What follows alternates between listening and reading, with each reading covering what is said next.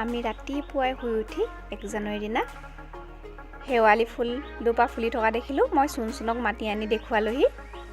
ইমান সুন্দৰকৈ দুপা ফুল আৰু কলি দুটামান লাগি আছিল। বহুত সুন্দৰ দেখিছিল। ফুলজোপা নতুনকৈ ফুলিছেহে। আমি নতুনকৈ ঘৰ বনোৱাৰ পিছত পুলিটো ৰোৱা হৈছিল আৰু এয়া দুপা ফুল দেখিলোঁ ৰাতিপুৱাতে জানুৱাৰী মাহৰ প্ৰথম দিনটোতে। নতুন বছৰ, সেইকাৰণে ভগৱানক প্ৰাৰ্থনা কৰিলোঁ ৰাতিপুৱাই শুই উঠি। টোপোলা এটা আগবঢ়ালোঁ আৰু তাৰ পাছতে আমি নাহৰকটীয়ালৈ বুলি ওলালোঁ। মা, মই, চুনচুন। কাম কেইটামান আছিলে বহুত প্ৰয়োজনীয় আৰু আমি ট্ৰেইনত উঠিলোঁ। জানুৱাৰী মাহৰ প্ৰথম দিনটো আমাৰ বহুত ভাল।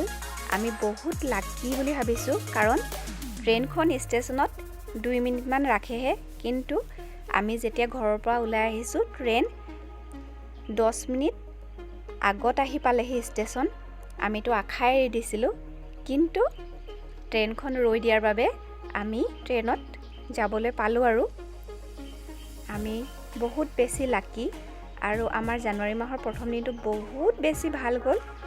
আৰু এয়া দেখিছে পিকনিক পাৰ্টি ওলাইছিলে। মই অকণমান ভিডিঅ' কৰি ল'লোঁ টাউনত। তাৰ পাছতে আমি পাপাৰ পেঞ্চন আনিবৰ কাৰণে বেংকত গৈ তাৰ পাছতে আমি জুৱেলাৰীত সোমালোঁ। জুৱেলাৰীত সোমাই এয়া গ'ল্ড ৰিং চাইছিলোঁ